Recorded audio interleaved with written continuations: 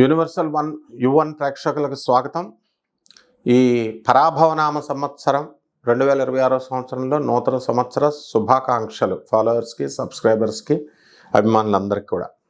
ఇప్పుడు మనకి ఈ పరాభవనామ సంవత్సరంలో ప్రొఫెసర్ డాక్టర్ ముల్లపూడి సత్యనారాయణమూర్తిని నేను మీకు తెలియజేస్తున్నాను. ముందుగా ఈ రాజు ఈ సంవత్సరానికి గురుడు, తర్వాత మంత్రి వచ్చేసరికి కుజుడు, సేనాధిపతి చంద్రుడు అయ్యాడు, సస్యాధిపతి గురుడు, ధాన్యాధిపతి బుధుడు, ఆ తర్వాత అర్ఘ్యాధిపతి చంద్రుడు, మేఘాధిపతి చంద్రుడు, రసాధిపతి శని, తర్వాత నీరసాధిపతి గురుడు.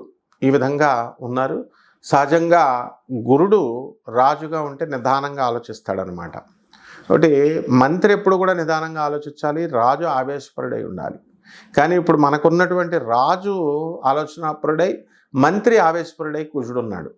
కాబట్టి ఈ సంవత్సరం పరాభవనామ సంవత్సరం 1966 సంవత్సరం ఉగాది రోజు నుంచి మళ్ళీ 67 ఉగాది వరకు వచ్చింది.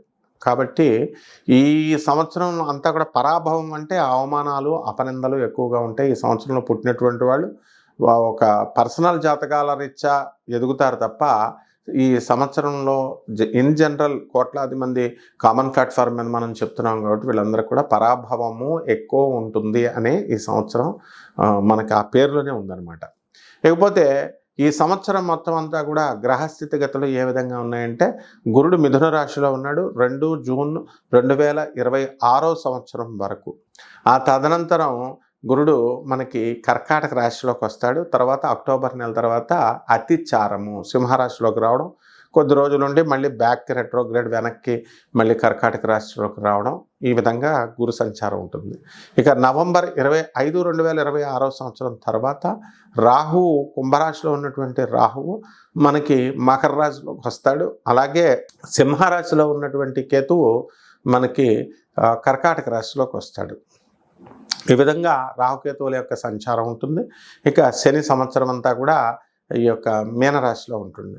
అయితే ఈ శని మీనరాశిలో ఉన్న కారణంగా మనకి శని వక్రించున్నాడు కాబట్టి గురువులుగా చలామణి అయ్యేటటువంటి వాళ్ళందరూ కూడా అపనిందల పాలవడానికి అవకాశాలు ఉంటాయి. వాళ్ళ బుద్ధి వక్రించి అందరూ కూడా టీచర్స్, ఇంటలెక్చువల్స్ అందరూ కూడా గురువు స్థానాల్లో ఉన్నటువంటి వాళ్ళందరూ కూడా మనకి అవమానాలు పాలవ్వడము, కాంట్రవర్షియల్ దాంట్లోకి వెళ్ళడము ఇలా జరుగుతూ ఉంటుంది.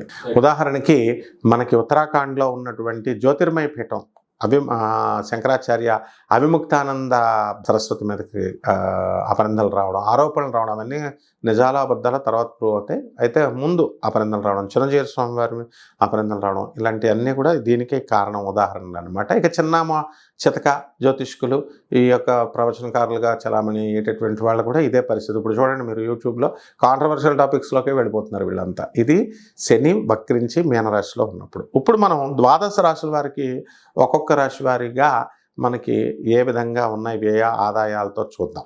పరాభవనామ సంవత్సరం 2026 సంవత్సరానికి గాను ఈ చెప్పబడినటువంటి ఈ ఫలితాలన్నీ కూడా కోటాను కోట్ల మంది కామన్ ప్లాట్ఫారం మీద చెప్పబడేటటువంటివి.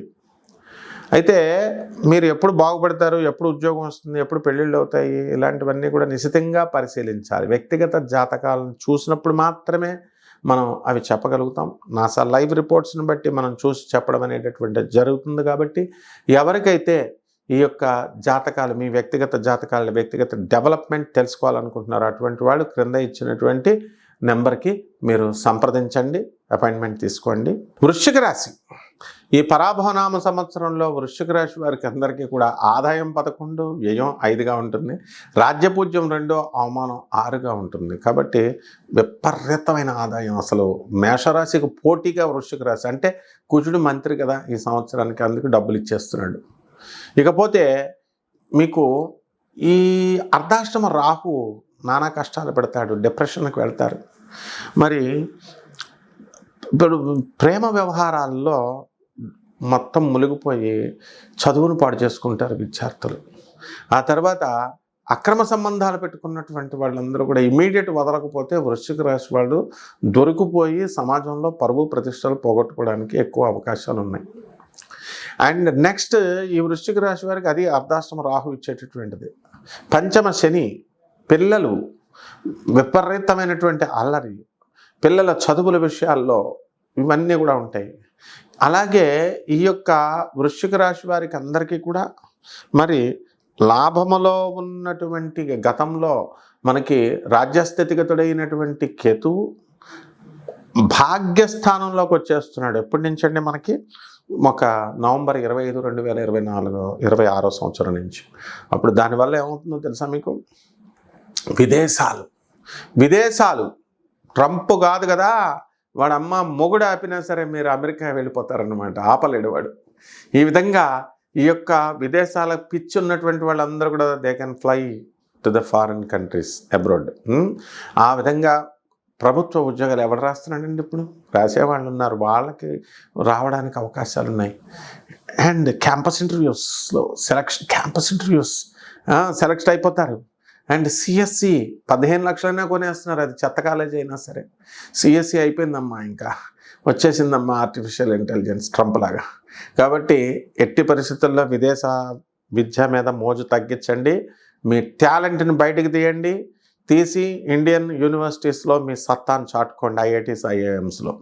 కాబట్టి ఇది తల్లిదండ్రులు నేర్పించండి, అంతేగాని బాగా గారం మా పిల్లడు అమెరికా, మా అమ్మాయి యుఎస్ఏ, ఇది మానేసేయండి.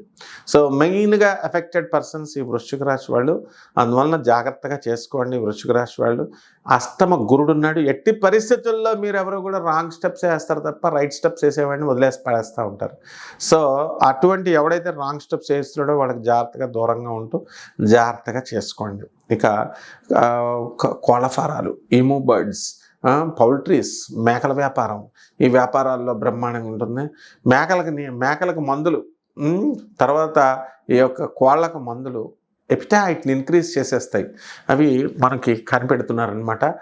అటువంటి వ్యాపారం అవన్నీ కూడా డూప్లికేట్ నీళ్ళన్నీ అంటారు, నీళ్ళన్నీ కామెంట్స్ ఉంటాయి, అయినా సరే కొంటున్నారు జనాలు. సో ఈ వ్యాపారాలు చేస్తున్నటువంటి వాళ్ళు ఎవరైనా వృశ్చిక రాశి వాళ్ళు ఉంటారు కనుక వాళ్ళు బర్రెలకి అమ్ముతున్నారు కదా, ఈ యొక్క మొత్తం సంపాదన అంతా కూడా ఒక బర్రె చచ్చిపోతే మొత్తం దానివల్ల మీకు ఆ బర్రెకి 2 లక్షలు కట్టడం, 3 లక్షలు కట్టడం ఇలా జరుగుతుంది. కాబట్టి మిశ్రమ ఫలదాయకంగా ఉంది. అయితే 2 జూన్ 2026 వరకు ఇటువంటి ఫలితాలు ఉంటాయి. ఇయర్ అంతా కూడా రాహు నవంబర్ 25, 2026 సంవత్సరం వరకు రాహు ఏడిపిస్తాడు. శని పర్మనెంట్గా ఏడిపిస్తాడు ఈ సంవత్సరం అంతా. కానీ గురుగ్రహం జూన్ 2, 2026 సంవత్సరం వచ్చిన తర్వాత మీరు హీరోలు అయిపోతారు. ఆ తర్వాత నవంబర్ 25, 2026 సంవత్సరం తర్వాత మీ సోదరులు వీళ్ళందరూ కూడా డెవలప్మెంట్ అయిపోవడం అనేటటువంటిది జరుగుతుంది. అందువల్ల పరిహారాలు ఏంటి? రాహు బాగుండలా, శని బాగుండలా, గురుడు జూన్ 2 వరకు బాగుండలా. కాబట్టి మూడిట్లకి కూడా చేసుకోవాల్సినటువంటి అవసరం ఉంది. గురు జపం చేయండి, గురు స్తోత్రాలు చదవండి, గురువుకి కిలోంపావు మినుముల్ని పసుపు రంగు వస్త్రాన్ని ఇచ్చి పేద బ్రాహ్మణులకు దానం చేయండి. ఆ మేడి చెట్టు చుట్టూ ప్రదక్షిణాలు చేయండి, మేడి చెట్టుకు నీళ్లు పోయండి, గురు చరిత్ర చదవండి. తర్వాత చక్కగా మీరు ఈ యొక్క రాహుకి శనికి తిరుగుడు రావి చెట్టు చుట్టూ నీళ్లు పోస్తూ కొండలు నీళ్ళు పోయాలి. కనీసం ఒక స్పూన్ నీళ్ళు పోసి రావి చెట్టుకి నీళ్ళు పోసామండి గురుగారు మీరు చెప్పారు కదండి అంటే, అలా కుదరదమ్మా, కనీసం 4-5 బిందెలు నీళ్ళు పోయాలి. అలాగే ప్రదక్షిణలు మేము చేసేస్తున్నామండి గురువుగారు, 3 ప్రదక్షిణలు సరిపోవమ్మా, ఇవి నవగ్రహాల పూజమ్మా ఇది. అందువల్ల 108 ప్రదక్షిణాలు డైలీ చేయాల్సిందే. ఈ విధంగా చేసుకోండి, బ్రహ్మాండంగా. ఓం రాహవే నమః, ఓం శనేశ్వరాయ నమః అంటూ చేసుకోండి, బ్రహ్మాండంగా ఉంటుంది. శుభమస్తు.